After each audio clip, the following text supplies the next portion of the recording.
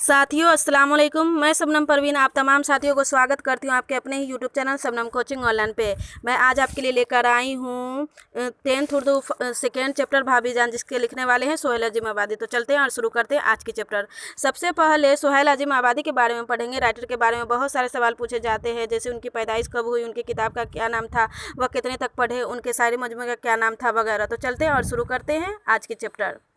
ज़्यादातर जो सवाल आते हैं ऑब्जेक्टिव क्वेश्चन राइटर के बारे में ही पूछे जाते हैं। इनके ताल्लुक से बहुत सारे सवाल पूछे जाते हैं, तो मैं आपको एक एक करके समझाती हूँ आसान लफ्ज़ों में। सोहेल अजीम आबादी। सोहेल अजीम आबादी का असल नाम सैयद मुजीबुर रहमान है। क्या है उनका असल नाम? तो सैयद मुजीबुर रहमान है।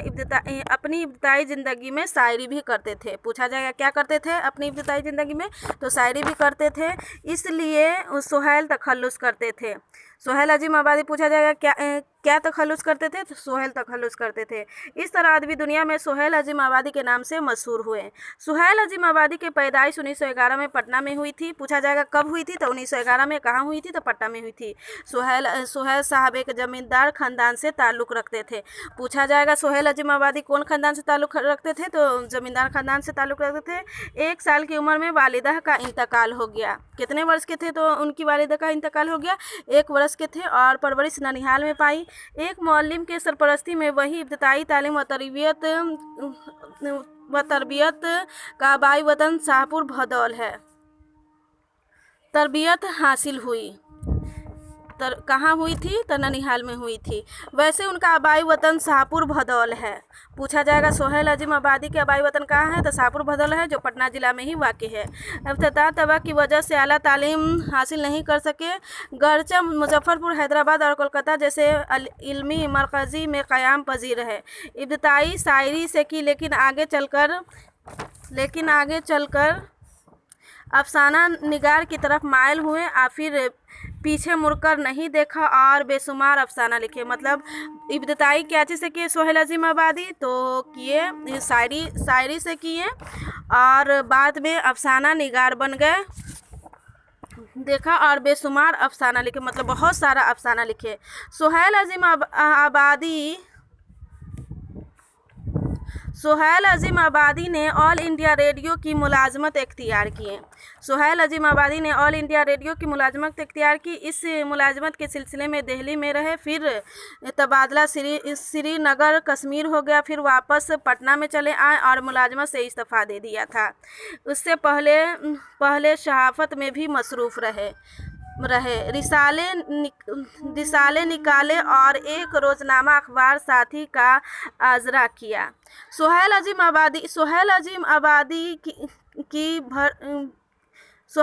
आबादी ज़िंदगी भर उर्दू की तरवीज व शाअत में मसरूफ़ रहे।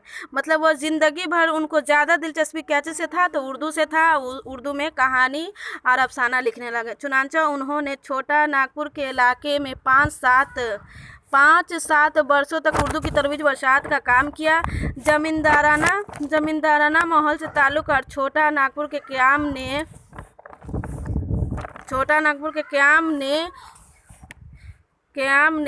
के अफसानों के मज़मूआत मुतय्यन कर दी। उनके अक्सर व बिस्तर अफसाना जमींदारों को इस्तेहसाल के ख़िलाफ़ मज़दूरों और कमज़ोर तबकों की हकूक़ जैसे मौज़ूआत से मुताल्लिक़ है। मतलब वो ज़्यादातर जो अपना अफसाना में कहानी लिखते थे, वह गरीब लोगों के बारे में ही बताते थे और पैसे वाले के बारे में नहीं बताते थे।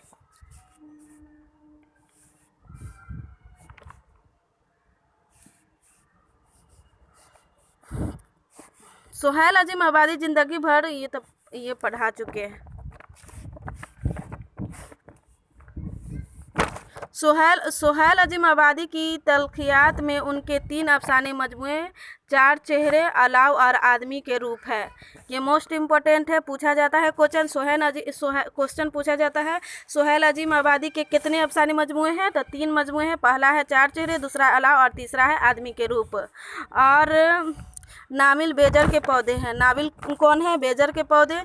उनके मजमूए के अलावा सोहेल अजीम आबादी के अफसानों की तादाद 125 तक पहुंच चुकी है। पहुंचती है। 1980 में सुहेल अजीम आबादी का इंतकाल हो गया। कब हुआ था इंतकाल उनका? तो 1980 में। सवाल, मुख्तसर सवालात। रुकैया भाभी के जिस देवर का किरदार कहानी में पेश किया गया है उसका नाम क्या था? रुकैया भाभी के जिस देवर का किरदार कहानी में पेश किया गया उसका नाम अख्तर था। ये मोस्ट इम्पोर्टेंट है। रुकैया भाभी के शौहर को बार बार जेल क्यों जाना पड़ता था? रुकैया भाभी के शौहर को सियासत का शौक था और उनको ऊपर सियासत के कई मुकदमे चल रहे थे, इस वजह से उन्हें बार बार जेल जाना पड़ता था। किस वजह से उनको जेल जाना पड़ता था? तो उनको सियासत से बहुत ज़्यादा दिलचस्पी था, इस वजह से उन्हें बार बार जेल जाना पड़ता था। रुकैया भाभी किस लड़की की तालीम का खर्च खुद बर्दाश्त करती थी? क्यों करती थी? जवाब, रुकैया भाभी सिम्मी नाम की लड़की की तालीम खर्च बर्दाश्त करती थी क्योंकि वह लड़की बहुत गरीब थी और उसे तालीम का शौक़ था। कौन गरीब थी? तो सिम्मी बहुत ज़्यादा गरीब थी। उसे कौन मदद करती थी? तो रुकैया भाभी करती थी। सवाल, सुहेल अजीम आबादी का नाम क्या था? तो सुहेल अजीम आबादी का नाम मुजीबुर रहमान था और तखल्लुस सुहेल था। पूछा जाएगा सुहेल अजीम आबादी का नाम क्या था? तो मुजीबुर रहमान था और तखल्लुस क्या करते थे? तो सुहेल करते थे। दूसरा सवाल है, सुहेल अजीम आबादी की इब्तिदाई तालीम किस मदरसे में हुई थी? तो जवाब में है सुहेल अजीम आबादी की इब्तिदाई तालीम भदौल गाँव के मदरसे में हुई थी। इब्तिदाई मतलब शुरुआती पढ़ाई। सवाल, सुहेल अजीम आबादी की पैदाइश कहाँ हुई थी? तो सुहेल अजीम आबादी की पैदाइश पटना में हुई थी। ये 2 नंबर का क्वेश्चन है और 4 ऑप्शन रहेगा। अगर 1 नंबर का जैसे कि पूछा जाएगा सुहेल अजीम आबादी कहाँ पैदा हुए थे, जैसे दिल्ली हो गया, बम्बे हो गया, कल 4 ऑप्शन दिया रहेगा तो उसमें से एक आप लोग लगा लीजिएगा, जैसे कि पटना हो गया। और 2 नंबर में पूरा लिखना पड़ता है, एक लाइन। सुहेल अजीम आबादी उर्दू की अदबी दुनिया में किस सिन्फ में ज़्यादा मशहूर थे? तो सुहेल अजीम आबादी उर्दू की अफसाना निगारी के मशहूर हुए। उनके अफसाने की तादाद 125 तक पहुँचती है। रुकैया भाभी को जब फुर्सत मिलती थी तो वह अपना शौक़ पूरा करने के लिए कौन सा काम किया करती थी? ये मोस्ट इम्पोर्टेंट है, आप लोग याद कर लीजिएगा। रुकैया भाभी को जब फुर्सत मिलती थी तो वह अपना शौक़ पूरा करने के लिए खत लिखा करती थी। रुकैया भाभी को सोने की चूड़ियों क्यों फरोख्त करवाना पड़ा था? क्योंकि सिम्मी के भाई को MA का फीस जमा करना था और उसके पास रुपए नहीं थे, इस वजह से रुकैया भाभी को सोने की चूड़ियों को फरोख्त करवाना पड़ा। माशाल्लाह कितनी अच्छी भाभी हैं। ऐसी औरत अल्लाह ताला हर किसी को बनाए जो दूसरों की मदद कर सके।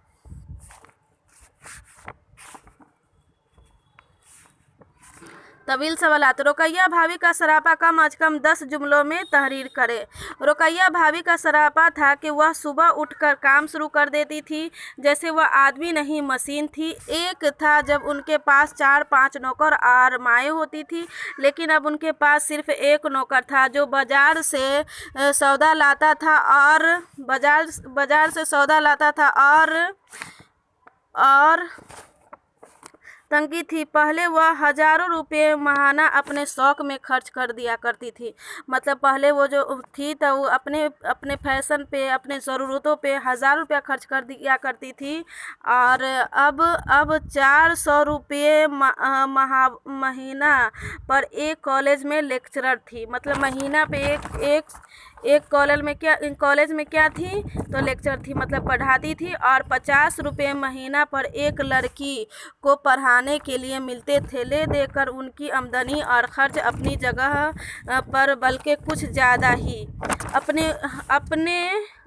अपने ऊपर बच्चों का खर्च होता तो किस तरह पूरा हो जाता था, लेकिन वह बढ़कर क्या था? बच्चों और अपने ज़रूरतों के अलावा उन्हें रकम में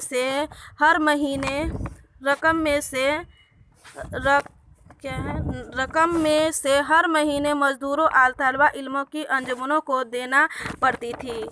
कॉन्फ्रेंसों और जलसों में शिरकत के लिए किराया अदा करना पड़ता था कि गरीब लड़कियां सिर्फ उनके मदद से पढ़ रही थी। मतलब ज़्यादातर जो लड़की थी तो कौन किनके मदद से पढ़ती थी? तो रुकैया भाभी की मदद से। माशाल्लाह, ऐसी औरत हर किसी को दो, हर कोई हो। हम भी चाहते कि हम भी इसी तरह हो, क्योंकि दूसरों की मदद करना मतलब क्या है, अगर हम अभी मदद करेंगे किसी और को तो वो भी कल होके हम लोगों को करेंगी। रुकैया भाभी ने शादी से पहले अपने जिस घर में परवरिश पाई उसका माहौल और मियार कैसा था? माशाल्लाह, ये बहुत अच्छा क्वेश्चन है। रुकैया भाभी के अपने घर में पैसे की कमी न थी। वह अपने शौक पर हज़ारों रुपये खर्च कर दिया करती थी।